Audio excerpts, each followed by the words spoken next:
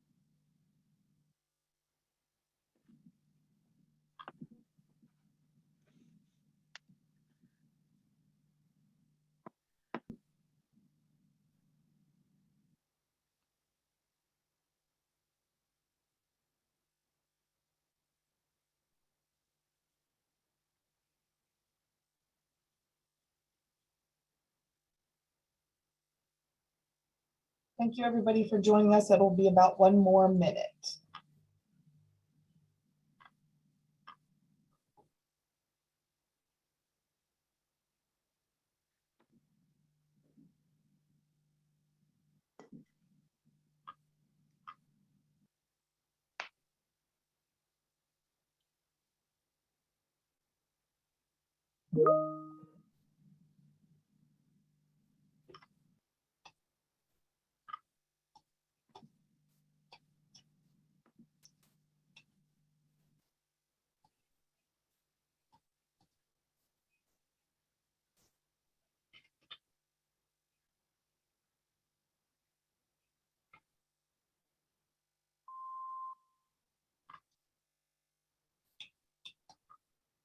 Okay, thank you so much, everybody, for joining us. It is 12 o'clock, so we are going to get started.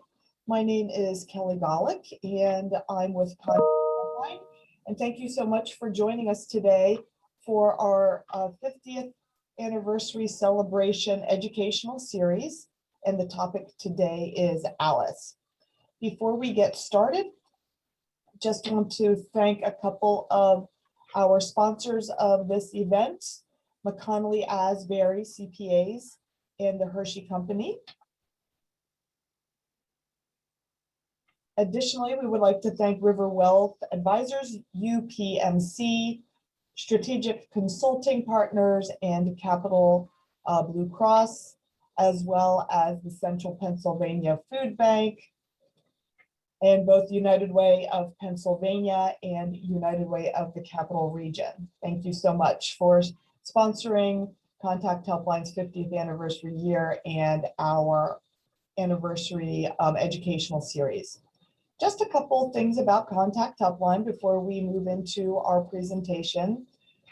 We have been around for now 50 years, providing 24-hour listening, information, and referral services throughout the community.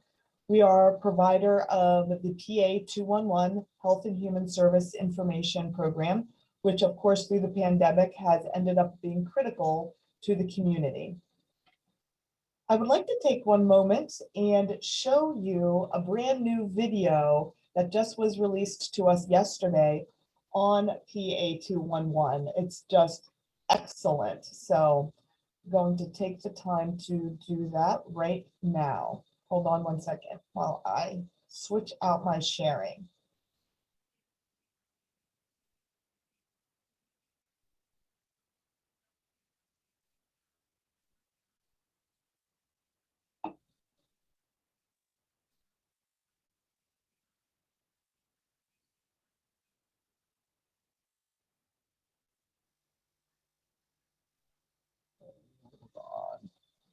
Going back and forth with sharing can sometimes be challenging. Okay, can you see the YouTube video now? No. All right. Let me try it one more time.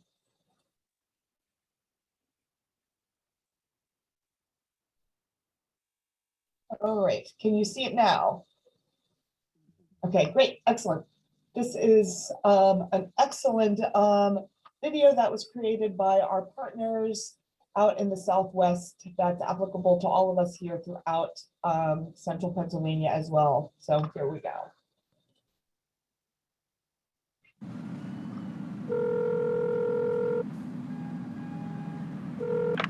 Good morning. Thank you for calling 211. My name is Shalisa, and how can I help today? I was calling because I heard on the news I could call to see if I could get help with paying rent, and I am getting behind in my utilities and my rent. Okay. Is that the only assistance that you need today? No. Okay. Sí, hablo un poco de español. Bueno, sí, es que tengo una pregunta. And now I have no food stamps and I have no food and I am absolutely freaking out. I'm all alone and I have no one else in here. I can't believe this is where my life is. Like, it's just so much. I'm happy to help you, and I think there might be a program to help you. Thanks. I appreciate you. The United Way's 211 is essentially the 911, but for a personal emergency.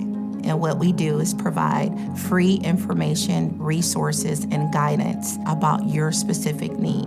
We operate 24/7, 365 by call, text, and chat. People call 211 with multiple problems, whether they need help paying their rent, utilities, their mortgage.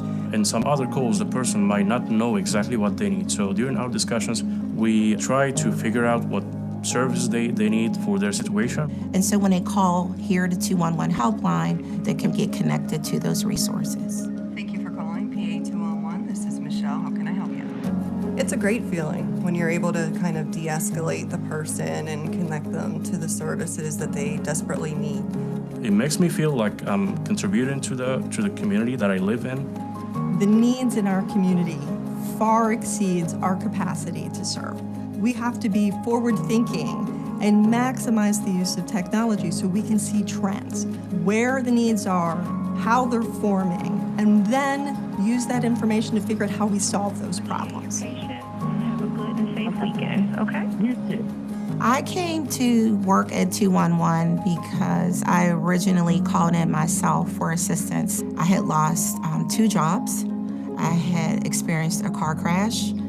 My fiance suddenly passed away, and I lost my housing, and that was in a 2-month span. I really truly believe that this is what I was called to this earth to do, is to serve others, because someone was kind enough to me when I needed help.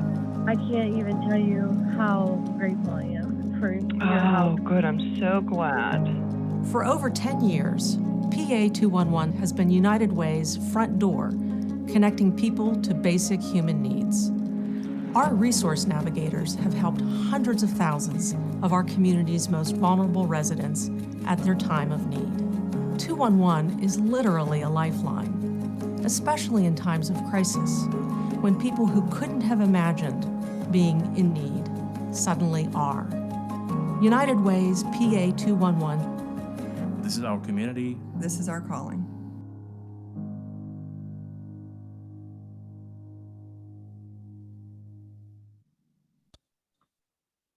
Thank you so much for the United Way of all the support of PA 211. As you can see, this is a great video. Say or sound. Oops. Constant contact. Powerful online marketing tool is made. Moved on to my next thing already. amazing video that we were able to now share with our community to talk about the great things that PA 211 is able to do. All right, so let me bring back my very quick, just want to show just a couple more quick things about Contact Helpline. All right, so you're able to see my PowerPoint again? Okay, I just check in every time because I've been having a lot of problems. So last year, Contact Helpline, through both our emotional listening support and through PA 211, we were able to assist a record number of callers, especially in the realms of services related to food, clothing, medical services, government programs, interpersonal issues. It was a challenging year for all of us. As you all know, that being a part of the human services world, we served over 65,000 people. So that's what prompted us to have an educational series about Alice. We saw that Alice was calling who never called before. And we have two great speakers that can tell us about the Alice population, how Alice has been impacted by COVID, and the number of people who are in the Alice population. So we have today with us Rebecca O'Shea from the United Way of Pennsylvania, as well as Stephanie McAuliffe, sorry, from the United Way of the Capital Region, who are going to give us a unique and interesting perspective regarding the Alice population across Pennsylvania and across the Capital Region. So I'm going to turn it over to Rebecca. Rebecca, I did make you a co-host, so do you want to share your PowerPoint or do you want me to do it for you? I can go ahead and share. Okay. Just give me a second. Does everything look good on your end? Is that a yes? Yeah. Yes. Cool. Thank you. I see your slides and your notes. Oh, that's not what I wanted.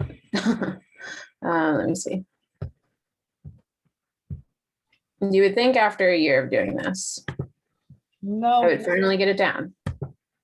Yeah. For some reason this week I've been having a lot of technology problems, so it is just the what we're dealing with.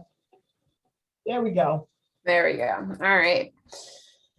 Hello, good, I guess it's afternoon. Good afternoon, everyone. My name is Rebecca O'Shea, and I am the advocacy coordinator at United Way of Pennsylvania. In that role, I do a lot of lifts with legislators, policy work, and I'm also the point person for our Alice project. So I do know a lot about this data, this research, and I'm always happy to have anyone listen to me talk about this work because I'm very passionate about it. So to start, we have when we talk about Alice, the easiest way that I like to refer to it as Alice is the population that is working above the federal poverty level, but below financial stability. I think this is a really great, accurate measure of the realities of our Pennsylvania households. And the best way that we kind of calculate Alice and look at Alice is through our survival budget, which kind of shows the cost of essential goods and things that are used that are a part of your monthly budget. But with that being said, the survival budget is not sustainable. And I do want to point that out because I also like to talk about our stability budget, which I'll go a little bit more into as well. I also like to mention that United Way's goals is to engage businesses, government, and nonprofit partners to work with us on solutions which help Alice move them to a path towards financial stability. Last week, I spent a lot of time meeting with legislators, and it's always a great time to see the light bulb go off in their head when I talk about ALICE and really put a name to what they have been referring to as the working poor for so long. My goal with the ALICE project at United Way of Pennsylvania is to kind of step away from that quote unquote working poor and utilize ALICE to kind of give more dignity to these people, because they are the backbone of our economy. So when we say who exactly is ALICE, it's nearly 1.4 million hardworking Pennsylvania households, or 27%. And then when you couple that with people living below the federal poverty level, you're getting about 2 in 5 Pennsylvania households who are struggling to survive. And that is a substantial number. And clearly we do need to take a hard look at different policies and different programs, such as PA 211, to assist these households. So I mentioned the survival budget, and the household survival budget is an estimate of the minimal total cost of household essentials that are needed. So you can kind of see in this one graph here, the comparison to the federal poverty level to the survival budget. You are getting a bit bump higher up than what the federal poverty level is showing, which basically says that basing a lot of our programs and our policies off of the federal poverty level is just not accurate to what is actually needed to survive for the survival budget. We also launched this year a new senior survival budget, which adjusts the household survival budget to reflect the differences in lifestyle that seniors experience, which that you see lower food costs, traveling fewer miles for work and family responsibilities. And then you're also seeing them spend more on health needs. I find this budget super helpful, especially when talking about the Pennsylvania economy, because we are an aging population, and our senior population is so essential to painting the larger picture of what's going on in Pennsylvania. So this is a great graph here that kind of shows you how things stack up for the survival budget for a typical job in Pennsylvania, which is a retail salesperson, and they're getting paid $11.08 on average an hour. And you can see how the household survival budget for a single adult, a senior, and a household family of 4 stacks up against that pay rate. And then as well, you can see the federal poverty level here, which is a whole lot less. I like to point out this graph, especially when talking about the feasibility of what it means to survive in Pennsylvania. My favorite thing to talk about is housing. I'm hoping to buy a house in a year, and looking at these housing numbers, it's quite honestly shocking to see how low this survival budget is. And that to me indicates how conservative of a measure this is, and still indicates that we are not basing our programs and policies off of an accurate measure of what it means to survive. So you can see here for housing, $894 a month. I don't know where in Pennsylvania you can find a single bed, or no, for the family of 4, you need a 2-bedroom apartment there. And that is also, that $894 is covering utilities. So you can kind of see how conservative this measure is when we talk about the ALICE population. And it's still incredibly, making $70,000 a year for a family of 4. It's a substantial amount of money, and that's what you're getting. So the other thing that we talk about when we talk about ALICE is the ALICE Essentials Index, and comparing this to the Consumer Price Index. A lot of programs, a lot of economic policies base their measurements off of the Consumer Price Index. And what our ALICE Essentials Index is saying is that's just not accurate. That is not accurate to what the actual cost of household essentials are in the United States, but especially in Pennsylvania. So you can see here in this line graph that the ALICE Essentials Index is nearly double what the Consumer Price Index is looking at. So when we look at ALICE, we like to look at the types of occupations and wages and how the Pennsylvania economy stacks up. So in this first line graph here, you have low wage jobs, and you can see over the past decade that low wage jobs have increased by 75% in the last decade. And that is essential to understand how our economy is moving and how we are moving away from family sustaining incomes and family sustaining jobs. So when we talk about ALICE, we like to break it down also into two categories. So we have for our economy, the innovators versus the maintainers. ALICE really fits in that maintainers portion of our economy. And those maintainers are the nurturers, the infrastructure. So there are construction workers, there are childcare workers, there are home aides, they are our grocery store workers, our retail workers. And they are truly are the backbone of our economy. And I think over this past year, especially, we have seen how essential these jobs are.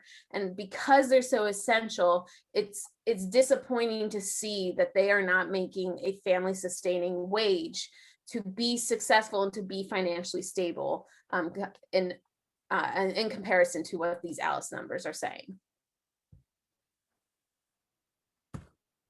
So I mentioned the household stability budget, and here we have the household stability budget broken down. And this is kind of a little bit more realistic of what it actually means to be financially stable in Pennsylvania. I still, again, like to look at that housing number, $875 for a single bedroom, and that does include utilities. You're getting a little bit better, but it's still a difficult feat to accomplish, at least in my opinion, from what I've seen in the housing market, especially when it comes to rent prices. Same for the two adults and two children. You need a 2-bedroom apartment and you're only paying $1,000. So those are just kind of the numbers to conceptualize in your head. A, how conservative a measure this is, and B, the realities of what it means to be financially stable in Pennsylvania. And you can see in that single adult, you're making at least $44,000 a year.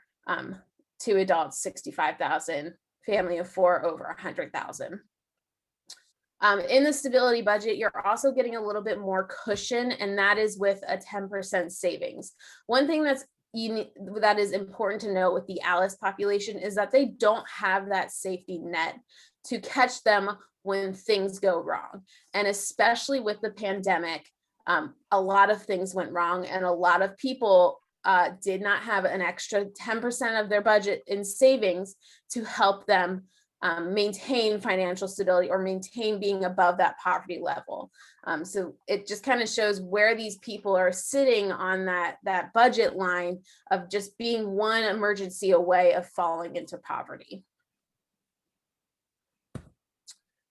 So all of that data that I just showed you is based off of 2018. And I fully acknowledge that 2018 is a very different story to what is happening to today. So in order to kind of bridge that gap, we created a COVID-19 impact survey back in August of last year. And that was a 6-month look at what has happened with the pandemic and to the ALICE population. We also did another COVID impact survey back in March of this year, which would have been the 1-year look. That analysis is actually going to come out in, I think, 2 weeks. We're going to be launching that. So please be on the lookout for it. But with that being said, so COVID-19 and ALICE, these are some of the things that we got in feedback from that first survey. And as you can see, 70% of respondents indicated changes in employment, including a loss of job. So that is substantial. Again, I said that ALICE population is one emergency away from falling into poverty. And that emergency could be a global pandemic or just losing your job. We also have 77% of respondents had 1 month or less of savings to cover basic household bills. I do want to apologize if you can see my dog rolling around in the background right now. But 77% of respondents had 1 month or less of savings to cover basic household bills. Again, there's no safety net there to make them financially sustainable after an emergency. And then also we have some top concerns that were there. I'm sure you've all seen it with your PA 211 calls for housing. That is a huge thing that we are watching, especially as certain pandemic safeguards like the eviction moratorium are soon to be lifted. And then we also have that ALICE households below the ALICE threshold report experiences with food insecurity, a lack of internet access, concern for childcare, and utility burdens. So the other thing that I wanted to pull in here is the ALICE experience. we have a simulation on our website. It's a phenomenal simulation that kind of shows you what the Alice experience is. It gets a little stressful because you could just try it out and see why it's so stressful, but it definitely gives you that feeling of what Alice and the experience of being Alice is like. So here's a little kind of blurb about it. Visitors get to experience and pick an avatar. They get to navigate life with that avatar, earning an income. And then they have budget items that are due every month that they need to pay for. And it's a great interactive experience. Kelly, did you want to do this now, or did you want to? Sure, yeah, go ahead. Yeah, if you could demonstrate it, that would be wonderful. Right, cool. I'm going to stop sharing to pull that up and then reshare. Any questions so far while I pull this up? Actually, Rebecca, I did have a question. When you were showing the hourly wage that a household or family needed to make to get to either one of those budgets, either the stability or the survivor, was that based on a single person working, or could that be a combined of two people working in the household? So if the goal was, say, well, whatever it was, like $59 an hour, could that end up being two individuals working at $25 or $30 an hour each to get to that point? Yeah. So that is the total monthly or hourly amount that you need to make for a family of 4 to be sustainable. So that could just be one person working if they have a phenomenal and great job that pays that, or it's typically two parents that are sharing that income burden. And then all the other, parts of being a family, of having kids, of having childcare needs, of extra food costs. So that's how that's calculated for the hourly. It can be split up between the two adults in the family, or if there's even 3 adults in the family that contribute, but that is the hourly amount that you need to make for that family of 4. Thank you.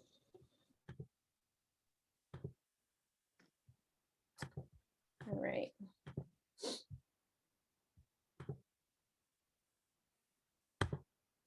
Okay, so this is the Alice experience simulation. You can see you pick an avatar and you basically go through what their day-to-day life is and what their budgeting experience is. So John's wife here is Lynn, and John's wife Lynn suffered a stroke and is unable to work. So now all of the income is based on John. Their 21-year-old son, Jacob, attends Harrisburg Area Community College, and Lynn receives disability payments, and Jacob contributes what he can. So the annual income for this household is $56,000. His occupation is a caseworker at a local nonprofit, earning $41,000. His household is married with 1 child, so there's 3 people that he needs to care for. And then his aspiration is an early retirement for himself. So if we play John real quick, we can basically see life goal here. Since Lynn's stroke, you have wanted to retire early to be able to stay at home with her. And so you want to put $1,000 down. So here's your monthly breakdown. So rent is due every 28 days, car expenses, groceries, cell phone, healthcare, taxes, retirement is the goal, is your aspiration. So in 180 days, we want to save up $1,000 to be able to retire early. So as you can see, things are starting to tick. And so we have food and groceries are available. Oh, pop up. So Jacob has been saving up money to take a road trip with his friends and just needs a little bit more money to cover his budget. He's been working hard and worrying about his mother. The trip will do him good. So we could give him that $200, or we could let Jacob struggle to earn the money. I feel like being a good dad, my son has been doing really great, so I'm going to give him $200, even though that's going to stretch me a little thin. So food is up. I need to pay for that. Taxes is coming up. I need to pay for that. Food is coming up again. I need to pay for that. There's an emergency coming through. So we have flash flooding. The Swatara Creek spilled over its banks during heavy rain. The basement of your rental house flooded and ruined most of your belongings down there. So we have to pay that $350 to make sure that it's taken care of.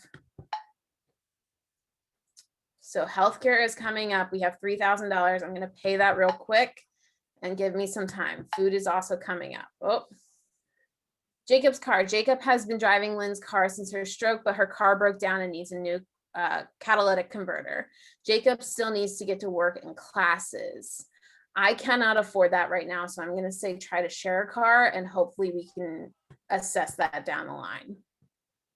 My mortgage is coming up, or my rent, and so is my other car payments. You lost your cell phone, I have to pay it.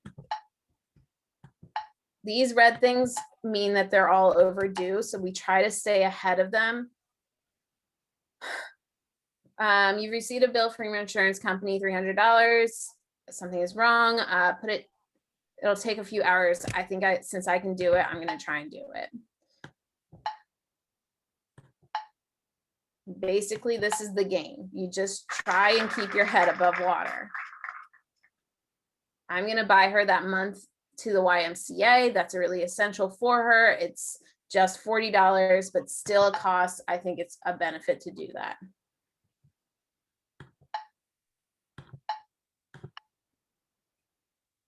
$401k planning.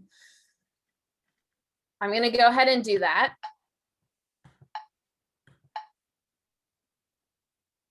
We have $65 in our bank account. Let's hope nothing comes through. You have to eat $40. We're over budget.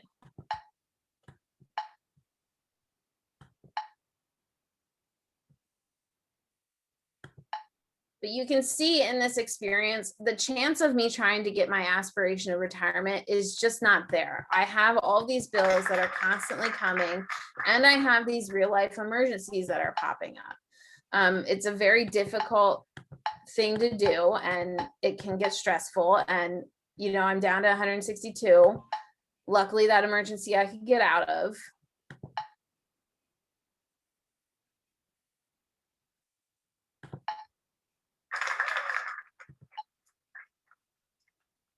So right now I'm doing pretty decent. I think I'm going to try and pay for my, oh no, I'm going to try and pay for my aspiration and see if I can last.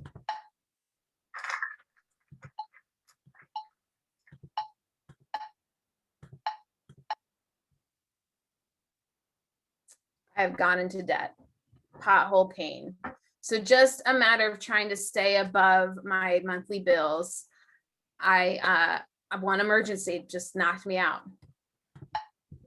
So that's just kind of the experience.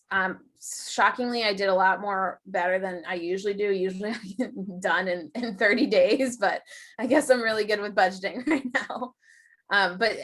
In each story, there's different difficulty levels. That was a pretty moderate difficult level, but you can play around and just, you can see that it's definitely a real life experience with it. So I'm going to go ahead and put the link to that experience in the chat. Whoops, not that. That was me copying notes. It was just stressful watching you play it. It was just. By the way, that note is just about the sustainability budget, if you wanted to read that. So yeah, that's kind of the ALICE experience, the ALICE simulation. I recommend playing it.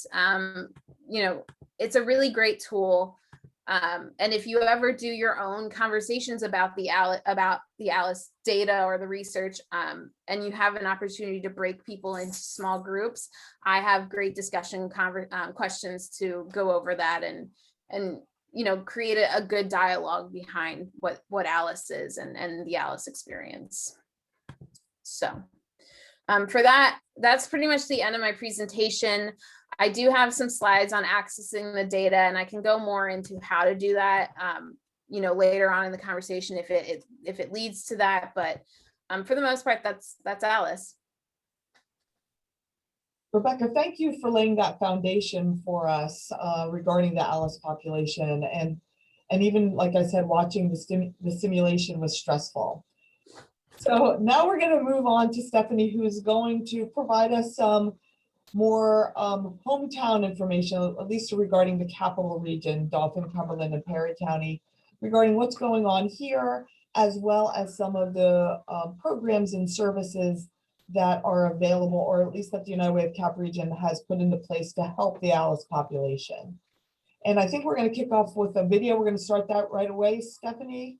I think I'm just going to make a few comments, Kelly, and yes, then we'll jump into that video. I just kind of want to make that connection. So thanks, Kelly. I appreciate that. And Rebecca, thank you. I agree that simulation is awesome. And I do see us using this because we do talk about Alice all the time. And I want to say hello to everyone. I'm really glad to be here. This information is so helpful. It helps us here at the United Way. And hopefully it helps all of you to really understand the reality of what's going on in our communities. Rebecca gave some great data around Alice.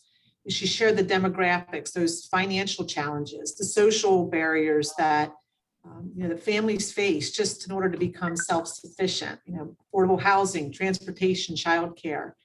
I love that she shared about that Alice is really, they are one unexpected expense away from being in crisis. They have no savings, and how scary that must be day to day. These are all big issues for all of us, especially for those families that are living paycheck to paycheck. Rebecca also referred to the employment being an issue and what they have faced during COVID, losing their jobs, being laid off. And one of the challenges that they face really sometimes is just being employment ready. What does employment ready mean? It means that they have the training that they need to have a job that they want and that allows them to have a living wage. Do they have that transportation, childcare? Rebecca talked about childcare. Do they have those interpersonal skills, those soft skills that are needed to have the job? Again, a job that they want. We all want to have a job that we can enjoy going to, and Alice should have it no different than we do and be able to have a job that he or she wants. So I am going to introduce you to Latia. Now we're going to hear Latia's story about how she set a goal for herself and she took advantage of the tools that we offer through our workforce development program. It's called Road to Success. She took advantage of the tools that we make available, and she really just wants to live her best life. Rebecca's role, you'll see, using the terms that Rebecca used, she is a maintainer. She's in that maintainer role that Rebecca referred to. So with that, I'd like to share the video about Latia, and you can hear what it's like from the Alice perspective. Kelly, if you're ready.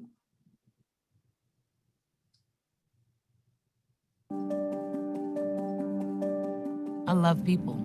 I love to help people. That's it. Latia is an intelligent, focused, hardworking individual. We were honored to meet her in our CNA program. I'm honored to be her caseworker. She has been a shining example of what can happen when someone is given the opportunity to shine. I like to talk to the people. I like to socialize. I like to listen to their stories. And I just like that one-on-one time that we have. I love that part of the job. I love taking care of people. At OIC, we work with people who are unemployed, underemployed, who are looking to find a career pathway. And what we do is provide the academic skills and the job readiness skills, work readiness skills that they need to be successful on the job. We're a partner agency with United Way, and United Way is a strong provider of resources and services for our participants who are trying to find employment. Latia is a certified nursing assistant at Bethany Village, or more commonly referred to as a CNA. CNAs are our frontline workers at Bethany Village. They have the most interaction with the residents and provide all of the care. She applied in the middle of the COVID-19 pandemic, and her energetic and positive personality stood out to us, and we knew she would be a great fit for the team here. We work with the Road to Success program with the United Way by identifying participants in the program who are qualified or who may have an interest in our open positions at Bethany Village. The strength of the community lies with its workers. And so what we try to do at OIC is create career pathways for our students so that they can become better family members, better workers, and better community members. It strengthens the community by giving people employment and career pathway growth. This feels amazing. I've been wanting to do this for a long time. I've been wanting to be a CNA for a long, long time. Life got in the way. You have to continue to push and push and push. So if that means you have to go back to school and you have to work a little bit harder, then that's what you have to do to get your dreams answered, you know, so that you can live your best life.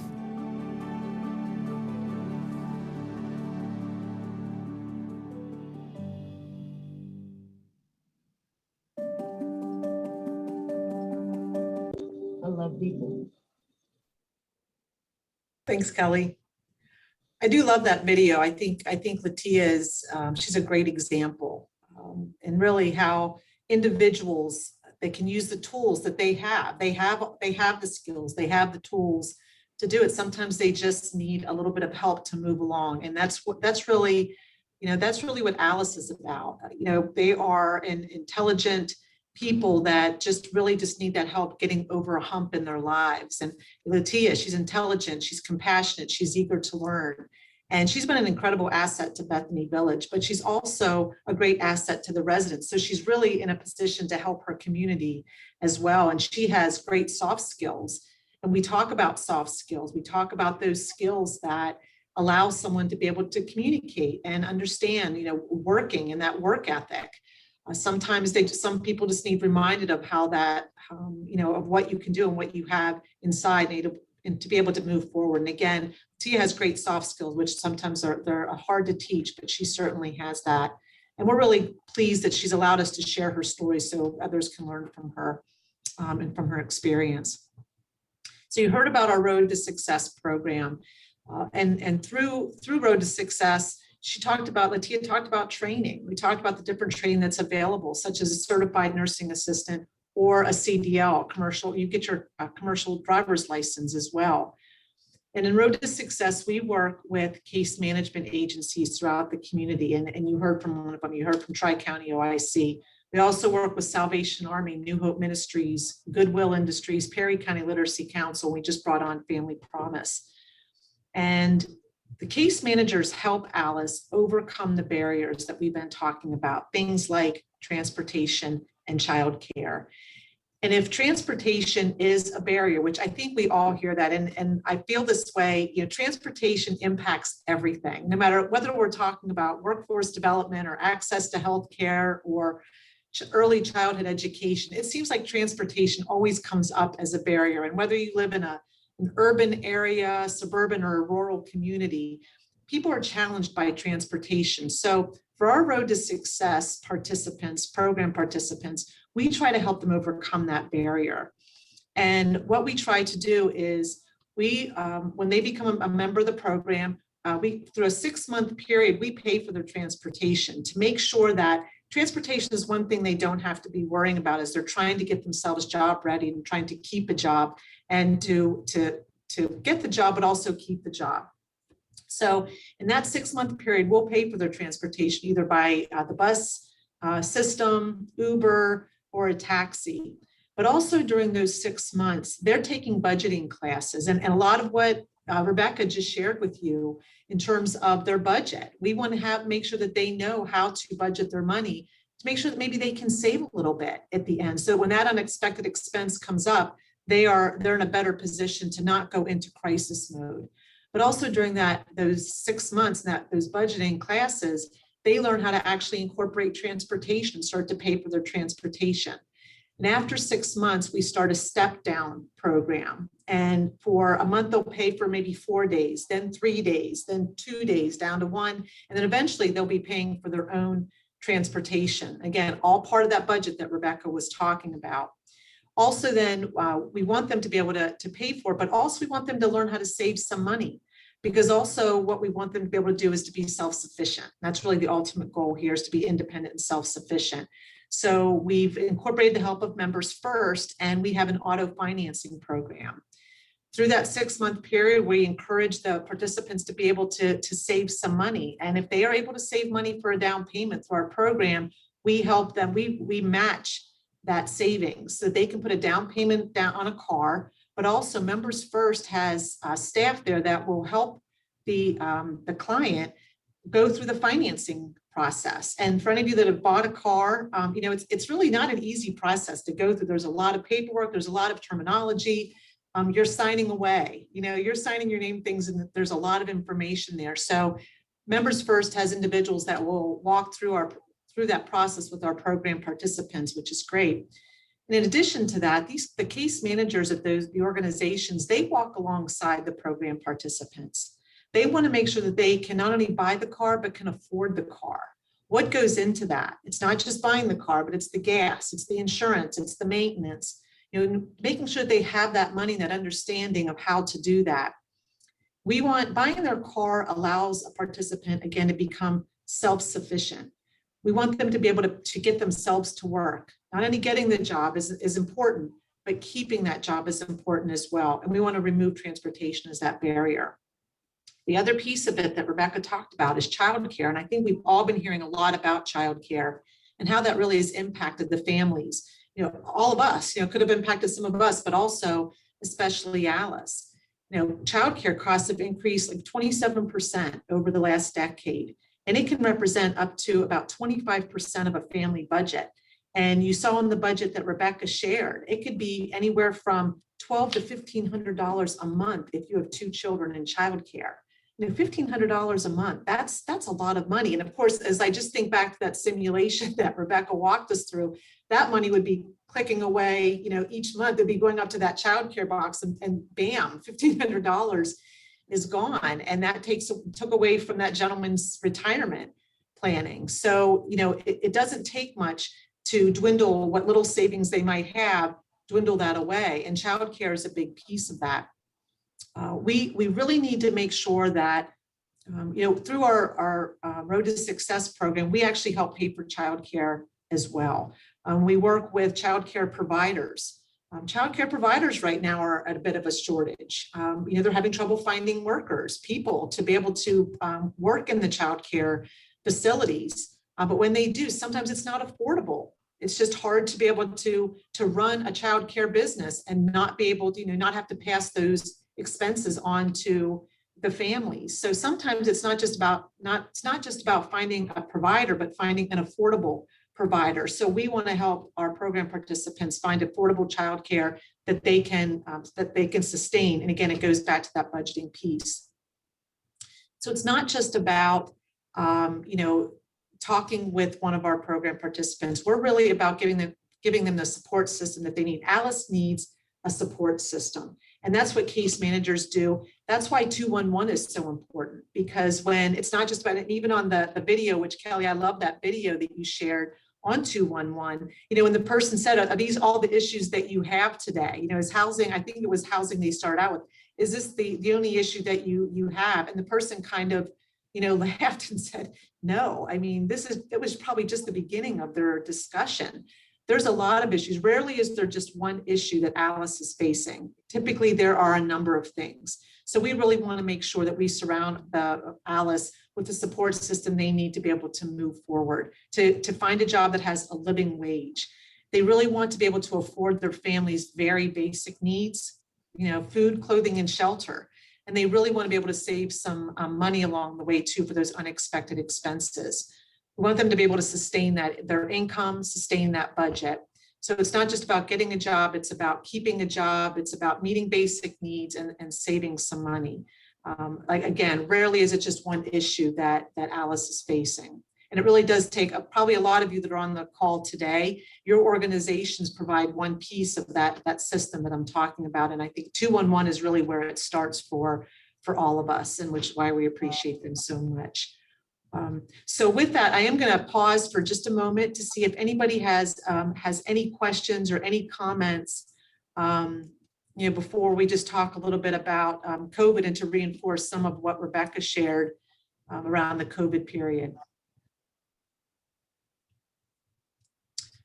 I just did have a question. Because of the childcare, huge childcare need, and of course now there's some money coming into the community for childcare support, how do you think that's going to help the families that you're working with? I think one of the first things that we want, the first challenge we're going to have is, first of all, making Alice aware that those funds are available. And even during COVID, it was money came into the community. You know, money was infused into the community. And you were talking about, someone was talking about the moratorium, you know, with the rental assistance. It's getting the right information out to Alice and educating Alice. You know, if there is a child tax credit that is available, what does that mean to Alice? How do they access these funds? So I think education is the first piece that we really need to think about. And again, you know, I go back to 211. I think people will learn from calling 211 and get that education and awareness piece. And I think it's important for our agencies in the community to help educate Alice that, you know, what is available, what does it mean to them? How do they use that? But also it's that sustainability piece. You know, the funds are available. What does that mean? What does that mean to Alice? Is it pay, you know, just this month? Is it going to help pay for 3 months? And when that stops, when those funds are no longer available, are you going to be able to sustain that childcare that you chose, you know, that option that you chose when that money isn't coming in? So I think with education and that support system that we're talking about, I think it can be really helpful just to help get Alice over that hump. You know, if I could have childcare, I can go to training. You know, if I have childcare, I can go learn how to be a better employee, go get my soft skills. We often hear we can make these training programs available to Alice, but sometimes they'll say, I would love to be there, but I can't get there. I don't have anybody to watch my kids. But with that type of a childcare support, maybe people do have the chance to go back to school if they want to, go get some training, go learn a new skill so that then they can get back into the workforce and make that livable wage. So thanks for that, Kelly. It's a great question. Does anybody else have any other questions before we move on to the next topic related to COVID? Mm-hmm. I do just want to comment on it. So United Way of Pennsylvania, we really look at smart policies, and like Stephanie said, with the child tax credit, that is the most successful anti-child poverty program there is, along with the federal earned income tax credit. That is the most successful anti-poverty period program there is. And so we like to look at these types of programs there and look at ways to expand them, to bring them to the state level, to bring that success to Pennsylvania while also reinvesting that money back into the economy, because these families spend it. Like Stephanie said, they're using that money. They are spending it on childcare. They're spending it on a down payment on a house. They're spending it on a car repair. They are using that money. So we try to advocate for those policies that make the most sense for this population.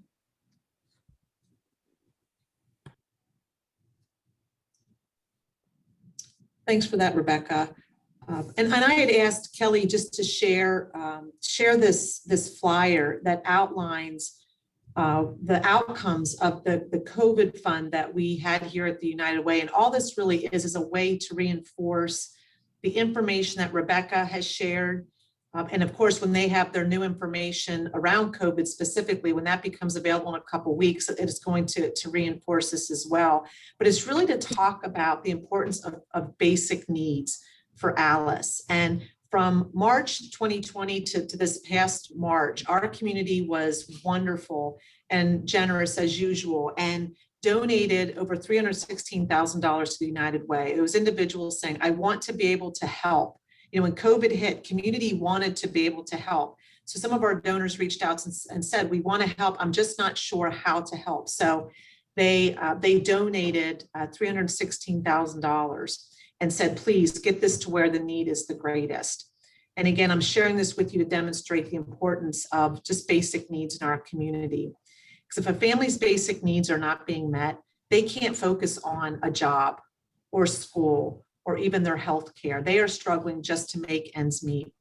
So we went out actually to our community partners and the agencies in the community to say, you know, what are the greatest needs? And when they submitted their applications and we got the funding out to them, you can see where a lot of the dollars went. You can see that it was very basic needs. You know, over 30,000 individuals received food. Over 1,000 individuals were asking about shelter and rental assistance. You know, and really what came out of COVID too was remote learning became a basic need. how can I help my child with remote learning? Did they have the Wi-Fi that they needed? Did they have the equipment? The school districts actually did a great job in trying to ensure that the families had the equipment that they needed, but did families have Wi-Fi? Were they able to actually help their children do the learning that they needed to do remotely? There is concern as we move out of COVID, what children were learning from home and how they were learning. Families were concerned about that. Am I able to support my child with this remote learning? We helped our agencies with their protective equipment, their PPE equipment. And you can see, just through 211, they were a huge help during COVID. And we referred a lot of people to 211 just to be able to sort out what their various issues were. So again, this just really demonstrates, first of all, the agencies that we have, and this is just a portion of the agencies that we have in our community that are out there to help. And these are some of the agencies that receive referrals through 211, which is wonderful. It's a great system of support in our community. But working families, Alice, as we learned about Alice today, they need support, they need jobs, they want jobs, and they want to keep their jobs. And we really want to empower them to be independent. And I think we can all agree that that's what we all want, and that's really what we want for Alice as well. And just like all of us, really, Alice just wants to take care of their families. And again, I think that simulation demonstrates that they want to take care of their families. Alice wants to take care of their families, but sometimes just a lot of unexpected things can happen that just derails them. And we really want to be able to help them be self-sufficient and independent. So I appreciate today being able to share, talk about Alice and with Rebecca's help creating that awareness. I hope you all use the data that's available. It really is, it's so helpful, and it's very deep. And you can see it actually is broken down when you go out and to see the reports. It's broken down by county, which is really helpful in how we use it in our service area in Cumberland, Dauphin, and Perry counties. And hopefully you'll use that data that's out there. And certainly always 211 is a great resource, and we send people there all the time, and I really appreciate it. So I appreciate the opportunity to talk about Road to Success. We also have an access to healthcare and a Ready for School initiative here too, but it certainly takes a village. It takes a whole system to help Alice. So thanks again for the opportunity to share that today. And Kelly, thanks for the invitation. Thank you both, Stephanie and Rebecca. We really appreciate you coming and talking to us. We really were taken aback last year when we saw how many individuals that we know were Alice that found themselves having to pick up the phone and call 211 for the first time.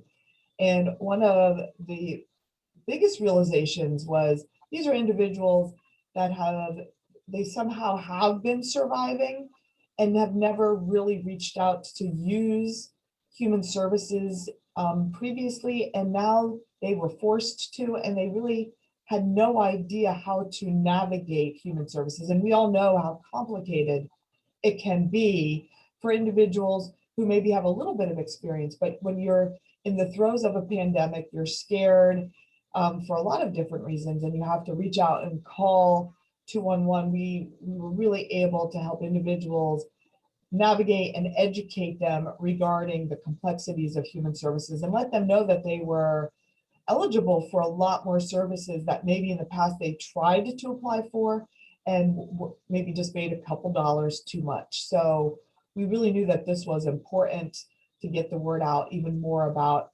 Alice and this particular population. Does anybody have any questions for Stephanie or Rebecca regarding Alice, or even a story that you'd like to share regarding how Alice is impacted your organization?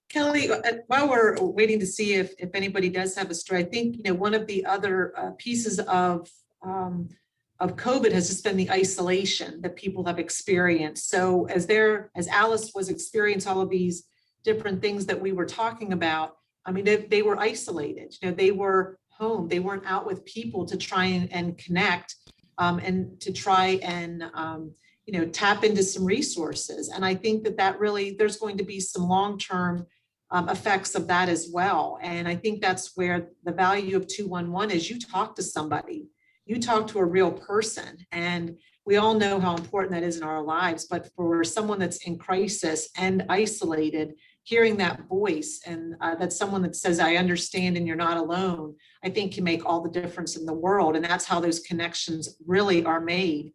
It goes back to very basic interpersonal connections. People need people. I guess it goes back to a really basic idea. And I think we really have seen that through COVID. And I think that really is such a value for 211, is just to hear that voice and it not be, I don't want to be on a computer anymore. I want to talk to somebody, and 211 could make all the difference in the world for those individuals. Stephanie, thank you so much for sharing that, because that you've helped lead me right to our next, as we kind of wrap up here, we just have a couple more minutes.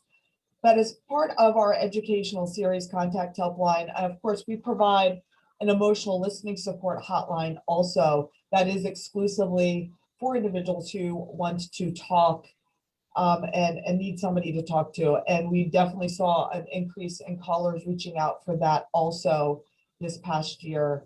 And as a result of that, our third educational series event is going to be on loneliness. And it is scheduled for August.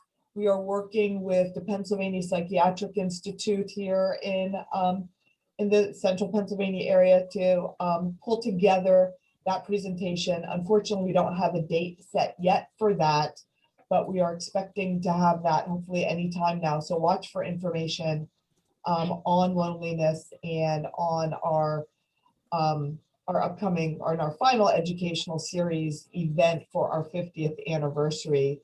We've really been excited as to holding these educational series, and that everybody's been so receptive to them. And as we wrap up, I definitely want to thank you so much for participating today and learning about Alice. Thank you, Stephanie. Thank you, Rebecca, for your time and the preparation that you put into bringing this valuable information to us.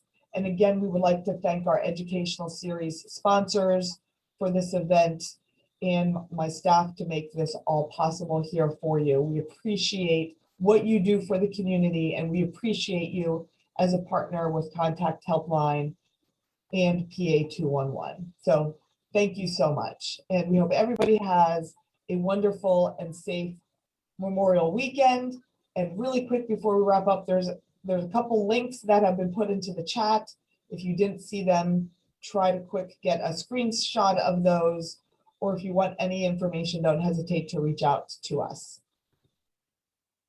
Thank you, everybody, and take care. Thanks, Kelly. Bye. Bye-bye, Kelly.